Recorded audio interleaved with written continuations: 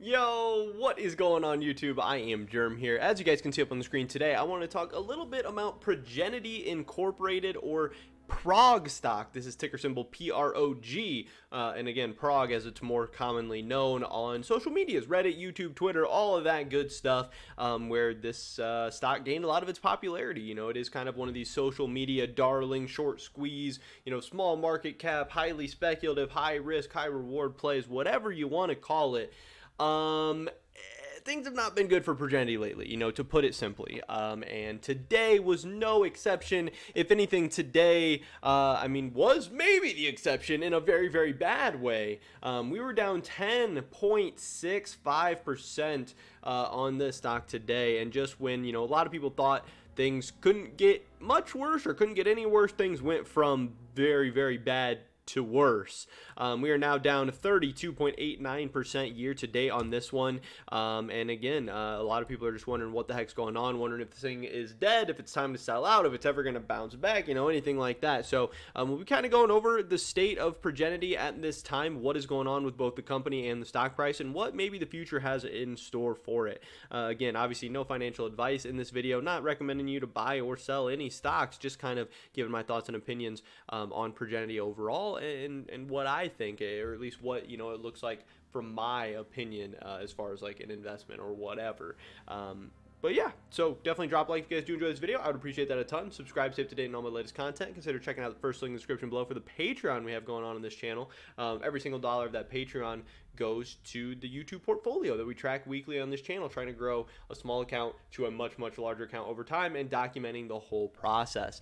With that being said, let's get right into this. So, again, things have not been good for Prog. They keep dipping down and down and down and down and down. And for some people, they're like, okay, this sucks. I'm down 32%. I'm ready to get the heck out of this thing. And I get it. It can definitely suck. Obviously, what I usually preach is for stocks that you believe in, for stocks that you love, for stocks that you have bought into, which buying into a stock means, you should believe in it in the long term for the most part if you are a long-term investor. Obviously, there's day traders and swing traders and momentum traders and all this other stuff, but strictly speaking to the long-term investing crowd, if you are buying into these stocks because you believe in them in the long term, because you believe in the companies, the business models, the teams, whatever, you should be willing to hold them for the long term. And also, if the stock price goes down without anything fundamentally changing, you should, at least in theory, be willing to buy the dip if you have the money lying around, or if you have extra money coming in, or paychecks, or, some cash you have on the sidelines or whatever. So, usually that's what I would be saying, in my opinion. If I love this stock, if I loved this stock before at $2, $3, $5, $7, whatever, depending on what your cost basis is, then man, I should really, really love this thing at $1.50. But one thing I do want to talk about a little bit is the fact that there's so many stocks in the stock market right now at 52-week lows. So many companies are going down and down and down and down and down. Today was a terrible day for the markets. Dow Jones was down 1.5%, S&P was down 1.8%, NASDAQ down 2.6%, Russell was down over 3%. Those are crazy, crazy bad days for the indices. Those are things that we do not see all that often. It seems like we've seen that already a couple of days here in 2022. This means there's a lot of companies at 52-week lows. There's a lot of buying opportunities. There's a lot of buy the dips out there. There's a lot of great companies that people love that are trading lower than they have recently, historically, trading at lower multiples, whatever. And there's everything. There's, short squeeze plays, there's huge growth beasts, there's revenue beasts, there's profit beasts, there's everything. Every single kind of stock is kind of tanking down and down and down right now. But an interesting thing about Progenity, even though they're down so much, they're down 33% year to date. They're down 41% over the past 6 months. This thing is not at a 52-week low. The 52-week low here is 66 cents. We're still at $1.51. This thing could still go lower, and it could still go a lot lower. On a percentage basis, this thing has more air to give. It has more room, at least in theory. If you're just going based off of 52-week lows, which again isn't the best thing in the world to only go off of, but it's a metric that's being thrown around a lot right now, as we see a lot of the market crashing down to 52-week lows, that this thing does have a little bit more steam to give. So at least from my perspective, it doesn't seem like a bad buy the dip opportunity if you believe in the company and think it still has long-term growth and future prospects that look positive or look enticing to you. But when I'm looking around the market, it doesn't it's not at the top of my list. It's not the highest of my priorities. Now, I don't own Progenity, and I don't necessarily love them for the long term anyway. But I'm just saying from the perspective of somebody that does, love this company, believe in it, whatever. So that's kind of that there. I did want to go over this article, Progenity, not for the faint-hearted, from Yahoo Finance, and I totally believe that. It's a great headline, and they just kind of go over everything that's going on with Progenity right now. So obviously, Prog is a biotech stock with an innovative pipeline. The company has been deriving its revenues from molecular laboratory tests, mainly from the sale of its annatal, preparant, and pathology molecular testing. Its research in the field of precision medicine with respect to IBD has seen significant progress, and the company has registered a number of patents, including that of its pre-occludia test for pregnant women. While its addressable market is large, Progenity has seen its fair share of challenges and its revenue is in decline. Let's take a closer look at the company's recent developments and evaluate the potential risk-reward prospects for its stock. So I think this is a really good overview and breakdown that I kind of wanted to go over just what some people are saying about it right now. So obviously they are a biotech firm that develops products for gastrointestinal well-being and oral biotherapeutics. They are developing molecular testing tools as well as investigational ingestible devices meant to provide precise diagnostic samples and drug delivery solutions using multi-omics approach, combining genomes, epigenomics, proteomics, and metabolomics. Those are mouthfuls there. Progenity's mission is to make healthcare more precise and personalized by enhancing disease diagnostics and increasing patient outcomes through tailored medicines delivered locally. So obviously they're making a lot of cool, exciting, really bold claims, claims that are catching people's attention. That's why the people that like Progenity like it so much, because it sounds so cool, it sounds so great, and in a lot of ways it is great. But just how great is it, and just how much revenue, profitability, all that is there as well? Because at the end of the day, you're investing in a stock because you're hoping it's going to make a ton of money, not just that it's going to have some cool ideas on paper or make a little bit of money off some cool ideas. So they do have this strong base of IPs. Again, this is something proponents of Prog talk about all the time. They have a focus on gastrointestinal health and oral biotherapeutics. The company is creating its first of its kind experiment to evaluate pregnant women for preeclampsia, a potentially fatal pregnancy complication. Could be life-changing for people. Preeclampsia is usually characterized by high blood pressure, sometimes with fluid retention and a proteinuria. And Progenity, it's blood in the urine, and Progenity is the process of developing a rule-out test for the same, known as pre-occludia.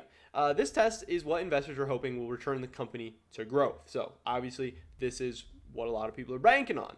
Apart from pre-occludia's patent, Progenity has a considerable pipeline. The company recently received 4 patents for ingestible technologies for its drug delivery system, DDS, for medicines to treat gastrointestinal ailments.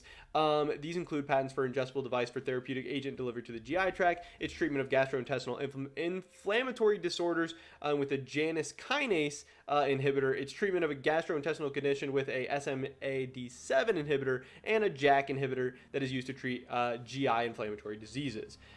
Its drug delivery system is an ingestible tablet aimed to help people with inflammatory bowel disease. Again, a lot of this is stuff that we've covered in videos before, but just kind of reiterating, hitting home some points. And some people are new to Prog. Maybe some people are looking to buy the dip now it's down so much in the new year.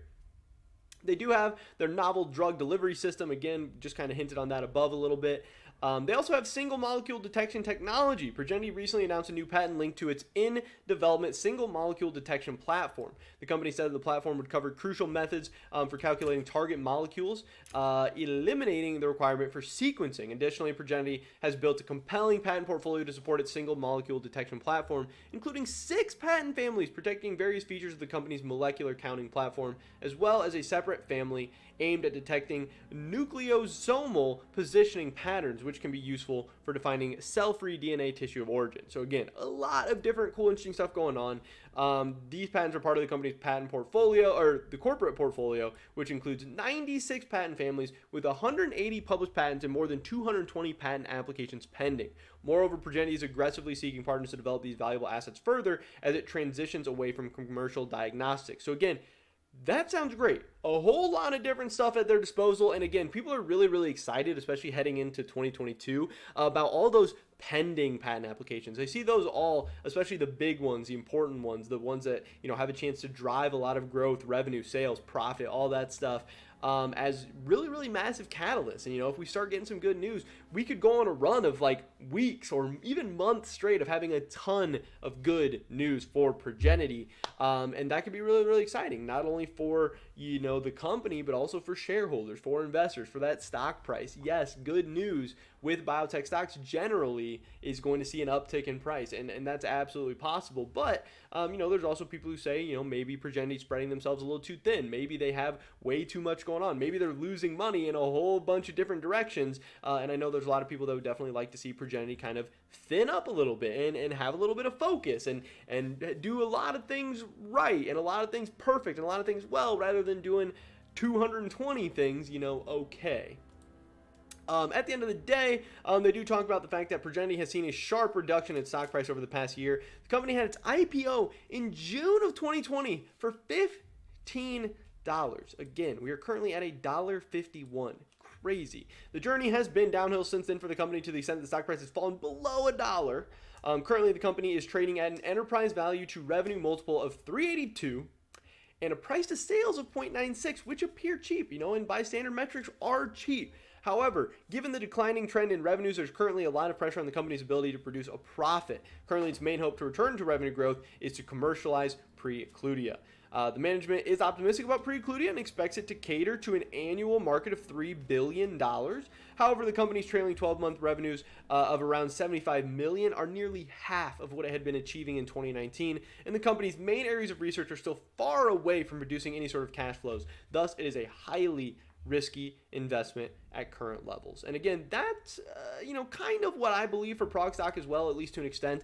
I do believe there is potential here, there is hope, but I think with all biotech stocks, there's a lot of potential and hope and a lot of what ifs and a lot of things that could go right. But with Prog, this is a stock where, again, in the short term, it seems like not a lot is going right. It seems like things are really, really rough. There's a lot of downward momentum on it. Yes, there is hopes of short squeezes. Yes, there is hopes of, positive catalysts coming out, new patents being announced, Precludia, just being massive or something like that. But to me, it's a lot of hoping. It's a lot of wishing at this point. And I love the old saying of, like, it's better to be late than wrong. So rather than, investing in all the hype and getting caught up in all the craziness, I'd rather let Prog do some stuff well first, to do some stuff right, to actually, make some good moves before I'm personally putting my money on the line. But again, that's just my thought and opinions on the company, but it seems like a lot of other people are kind of following along my same thought process, just seeing how much the stock has been beat down in the short term and medium term even, I guess, as well. And again, even since its IPO, where it's down like 90% or whatever. But that is pretty much it for this video today, guys. Definitely drop a like if you did enjoy it. I would appreciate that so much. Leave a comment down below. Let me know what you think about Prog stock. I'd love to hear your guys' thoughts and opinions. Subscribe, stay up to date on all my latest content. Hopefully catch you guys in the next one. But until then, peace.